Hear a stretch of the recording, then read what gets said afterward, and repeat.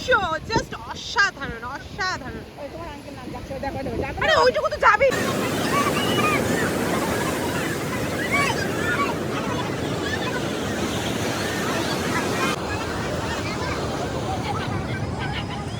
সকালের ভিউ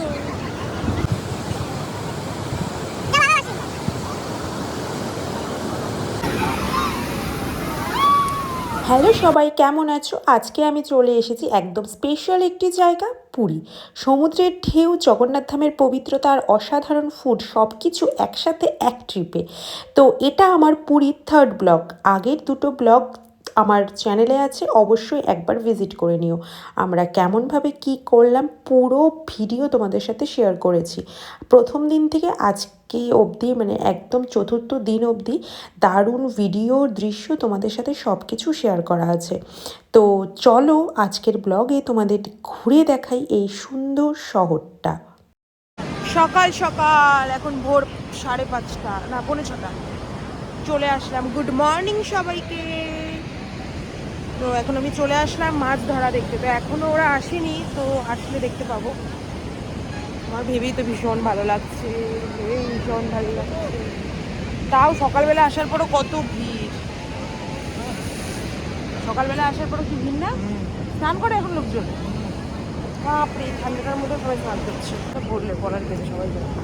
সব জেলেরা মাছ নিয়ে চলে এসছে। এখন ওরা মাছগুলো সব নামাবে, আমরা এখন একটু দেখতে পারবো। আজকে আমাদের পুরীর থার্ড ডে। তো থার্ড ডেতে আমরা ঠিক করেছিলাম সকাল সকাল উঠে চলে আসব পুরীর সূর্যাস্ত দেখতে। তো যেরকম ভেবেছিলাম সেটাই করেছি, সকালবেলা উঠে চলে এসেছি, বাট সূর্যাস্তটা দেখতে পাইনি। তো যাই হোক, এটা সত্যিই কথায় বলে বোঝানো যাবে না যে কতটা সৌন্দর্য, আর এই মুহূর্তগুলোই আমাদের ট্রাভেলকে অনেক স্পেশাল করে তোলে। তো দেখো মাছেরা, মানে জেলেরা মাছ নিয়ে চলে এসেছে পাড়ে, তো সেটারই দেখার পালা। তো দেখতে থাকো আর এনজয় করো।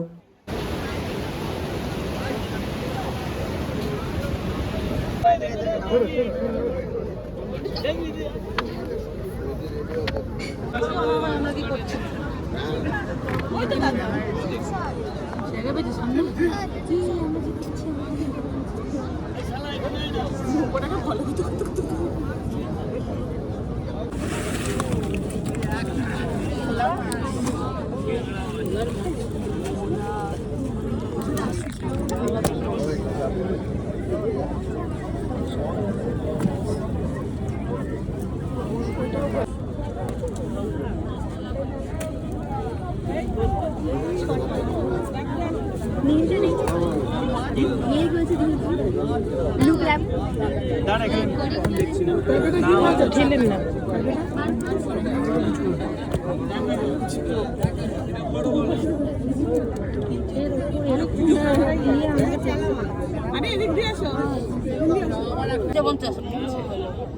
কত করে দেবে?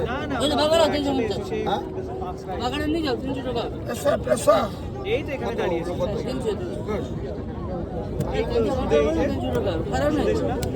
আর ওই যে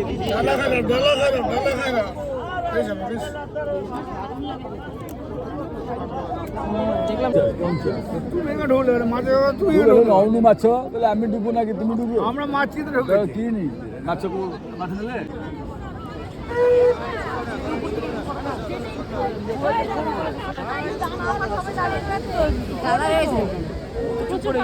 আছে।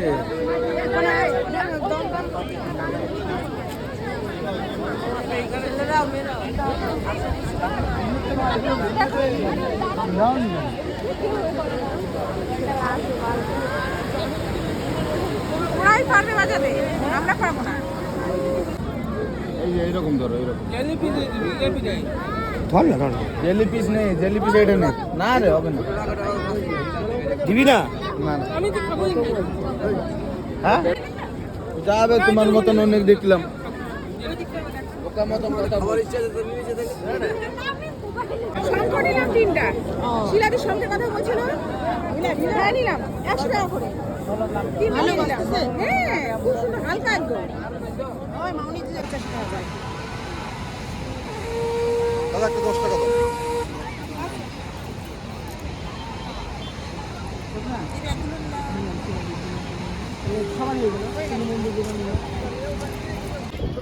আমাকে চাবিটা দাও তো, আমি চলে যাই। পুচকি তবে কার উঠে গেলে দেরি করো না কিন্তু।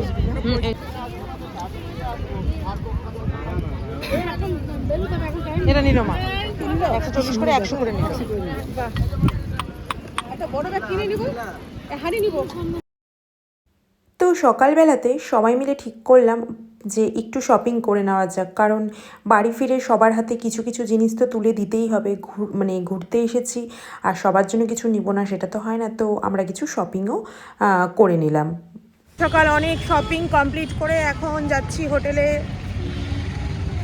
আর এখন একটু যদি পারি চা খেয়ে নেব। তুমি চা খাবা তো? তুমি চা খাবা? নাও মা নাও, দেখো আগে এটা নাও।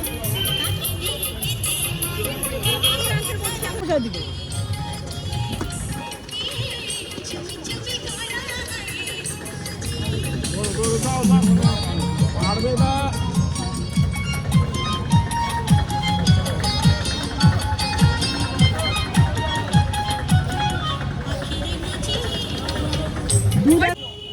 এখন বেরিয়ে পড়লাম জগন্নাথ মন্দিরের উদ্দেশ্যে পুজো দিতে। ওই তো এখানে আছে টোটো, চলো। আগের মতো নাও না, তাহলে সুবিধা হবে।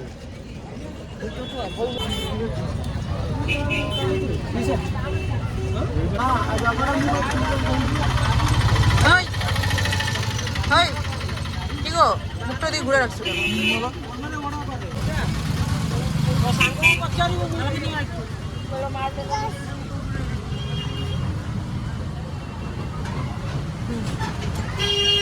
এখন আমরা এসেছি পুরীর সবচেয়ে বিখ্যাত জায়গা শ্রী জগন্নাথ ধাম, মানে আমাদের সেই জগন্নাথ মন্দির।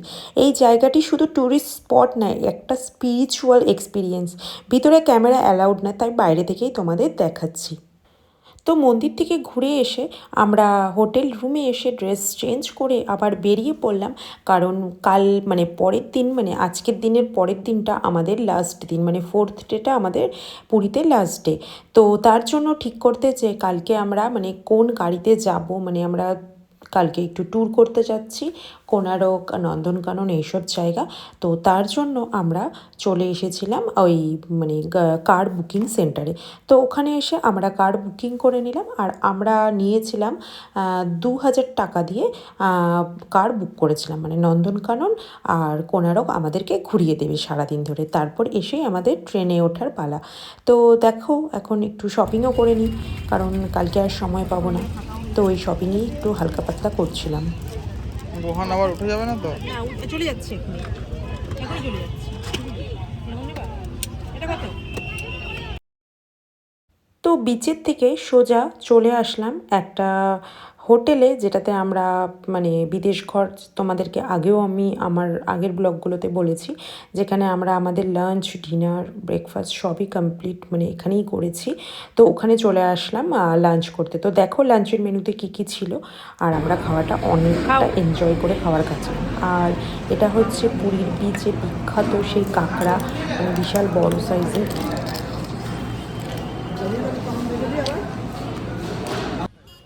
তো লাঞ্চ করে বাড়িতে গিয়ে আবার জাস্ট একটুক্ষণ টাইম মানে রেস্ট করে আমার চুটকিটাকে একটু মানে ঘুম পাড়িয়ে তারপর আবারও সন্ধ্যাবেলা বেরিয়ে পড়লাম, কারণ আমাদের হাতে একদম টাইম নেই আর সেরকম কিছু কেনাও হয়নি। তো ওই একটু আধটু শপিং যা আমাদের বাকি ছিল সেগুলোর জন্য সন্ধ্যাবেলা বেরিয়ে পড়লাম।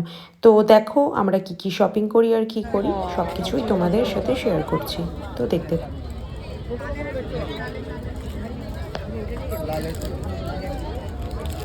না বাজার বাইলে আমি ভালো লাগে।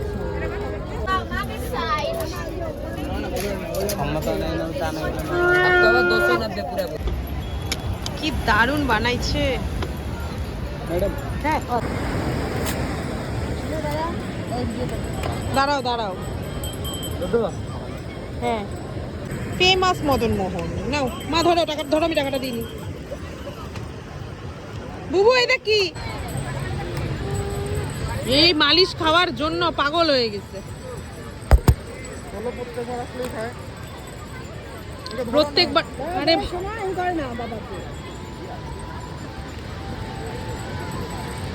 নাও না, শেষ কর আগে।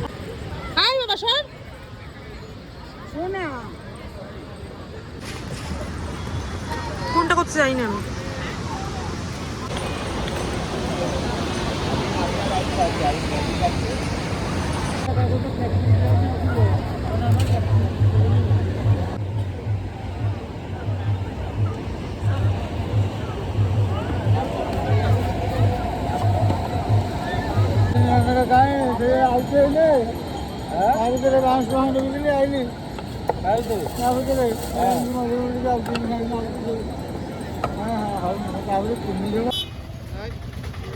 বৃষ্টি পড়তেছে।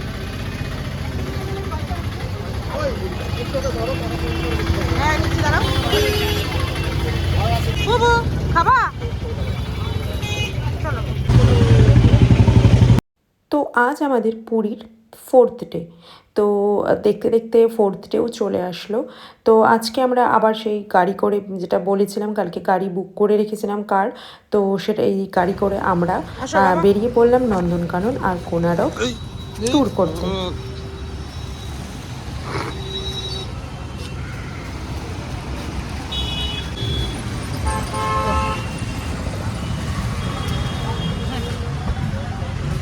হ্যালো, আমরা যাচ্ছি এখন ট্যুর করতে নন্দনকানন আর কোনারক। कितना टाइम दोगे दीदी? হ্যাঁ ওই তো। वो तो 5 बजे बंद हो जाता है कौन? ও আচ্ছা আচ্ছা नंदनकानन 5 बजे बंद हो जाता है। আচ্ছা।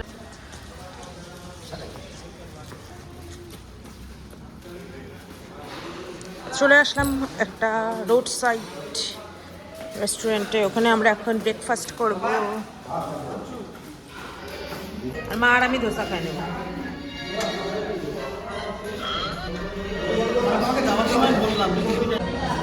তুমি কি খাবা বাবা?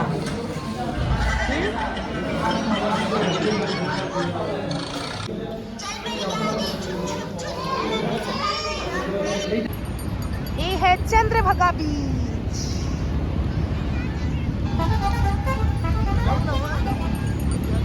आपको पता नहीं चलेगा यार इसमें खराब है कि अच्छा है। हाँ यही हुआ था हम लोगों के साथ गोवा से।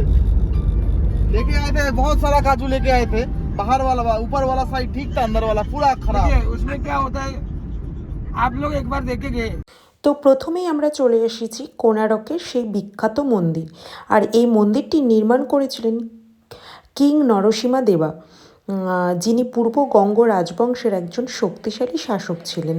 মন্দিরটি তৈরি করা হয়েছিল সূর্যদেবের রথের আকৃতিতে, যেখানে 24টি বিশাল চাকা ও 7টি ঘোড়ার প্রতীক ছিল। পুরো মন্দিরটি সূর্যের মতো দেখতে। এটি কলিঙ্গ আর্কিটেকচার শৈলীতে নির্মিত। মন্দিরের চাকা খোদাইগুলো এত সূক্ষ্ম যে এগুলোকে সূর্যঘড়ি হিসাবেও ব্যবহার করা যেত। দেওয়াল জুড়ে নৃত্য, সঙ্গীত, দৈনন্দিন জীবন ও বিভিন্ন পৌরাণিক কাহিনীতে ভরপুর দেখা যায়। সময়ের সাথে সাথে প্রাকৃতিক দুর্যোগ ও আক্রমণের ফলে মন্দিরের অনেক অংশ ধ্বংসও হয়ে যায়। তো এর বর্তমান গুরুত্ব হিসেবে আজ এটি একটি ভারতের একটি প্রধান পর্যটন কেন্দ্র এবং সাংস্কৃতিক ঐতিহ্যের প্রতীক। এখনও প্রতি বছর কোনারক ডান্স ফেস্টিভ্যাল অনুষ্ঠিত হয় এখানটায়। কোনারক সান টেম্পল শুধু স্থাপত্যের জন্যই নয়, এর সঙ্গে জড়িয়ে আছে বহু রহস্য ও কিংবদন্তি। এখানে একটি প্রচলিত কাহিনী অনুযায়ী মন্দিরের শীর্ষে একটি বিশাল চুম্বক আছে। বলা যায় এই চুম্বকটি মন্দিরের মূল মূর্তিকে মাঝ আকাশে ভাসিয়ে রাখত। আরও বলা হয় সমুদ্রপথে চলা জাহাজগুলোর দিক নির্দেশকরা দিক নির্দেশনা নষ্ট করতেও এই চুম্বকটি। তো যাই হোক, কোনারক নিয়ে তো আরও প্রচুর কথা বলা যায়, কিন্তু আমার ভিডিওটা অনেকটাই বড় হয়ে যাবে বলে আমি এই ভিডিওতে জাস্ট এতটাই তোমাদের সাথে শেয়ার করলাম। তো এখন আমরা চলে আসলাম সেখান থেকে নন্দনকানন। তো নন্দনকাননে এসে আমরা খুব একটা যে এনজয় করতে পেরেছি সেটা না, জাস্ট নন্দনকাননে ঢুকেই কিছুটা কিছু জিনিস দেখতে দেখতেই জন্তু জানোয়ার সব কিছু একটু উপভোগ আমার ছেলেকে করাতেই নেমে পড়লো বৃষ্টি। আর বৃষ্টি পড়াতে না আমাদের সাথে কোনো ছাতা ছিল না কিছু, আমরা ভাবিনি যে এইভাবে এখন বৃষ্টি পড়বে। তো যাই হোক, আমরা সেরকমভাবে এখানে আর উপভোগ করতে পারিনি। তো দেখতে দেখতে আমাদের ট্রেনে যাওয়ার সময়ও চলে আসলো। তো আমরা স্টেশনেও পৌঁছে গেলাম। তো এখন আমরা এখান থেকে সোজা পৌঁছে যাব, এখান থেকে আমরা চলে যাব কলকাতাতে।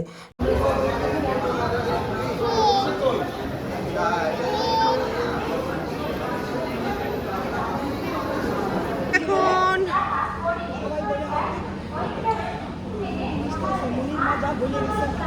কি ও, ওইখানে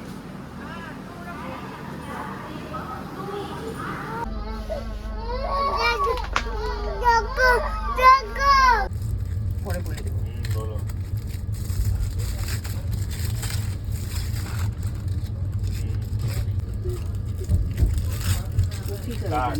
কে? ওই যে রুটি দিব যেরকম ভাবে দিচ্ছে ওরকম ভাবেও দেয়নি, তাহলে ওরকম করে খাওয়া যায়। চামচের সামনে নেবে না হাতে আছে। না। এই অন্ধকার আছে। এখন আমরা এটা খাবো। নাও। এই যে বাবা, এই যে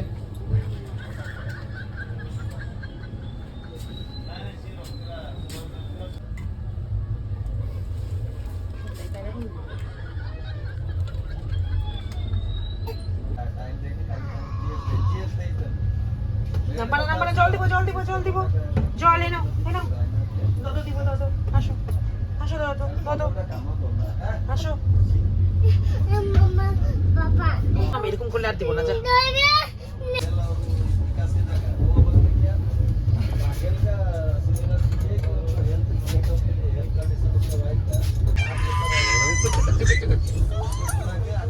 একটু ধরে রাখবি, মার সাথে একটু দেখা করা নিয়ে আসবে। চলো একটা মানুষ হবে তো। চাদরটা পাতবা না?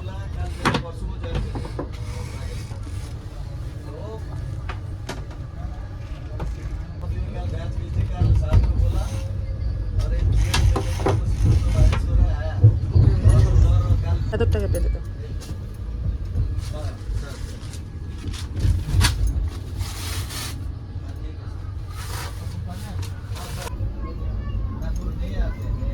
এটা কোন স্টেশন? ভুবনেশ্বর মনে হয়। কয়টা বাজে? হ্যাঁ ভুবনেশ্বর। কয়টা বাজে? 10 পৌনে 9:30 একটু উপরে। হ্যাঁ তাহলে ভুবনেশ্বর। এখান থেকে উঠবে লোক, ফটাফট করো।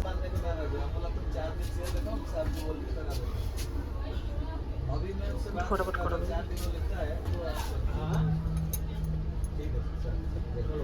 তো দেখতে দেখতে আমরা উড়িষ্যা থেকে পৌঁছে গেলাম কলকাতাতে। আর কলকাতাতে আমরা একটা দিন স্টে করে তারপর নেক্সট দিন আমরা পৌঁছে যাব বন্দে ভারতে করে শিলিগুড়িতে। তো আমার ভিডিওটি তোমাদের কেমন লাগলো, কী লাগলো অবশ্যই আমাকে কমেন্ট করতে ভুলো না। তো টাটা, দেখা হবে তোমাদের সাথে নেক্সট ব্লগে। তো সবাই খুব ভালো থেকো, সুস্থ থেকো আর সাবধানে থেকো।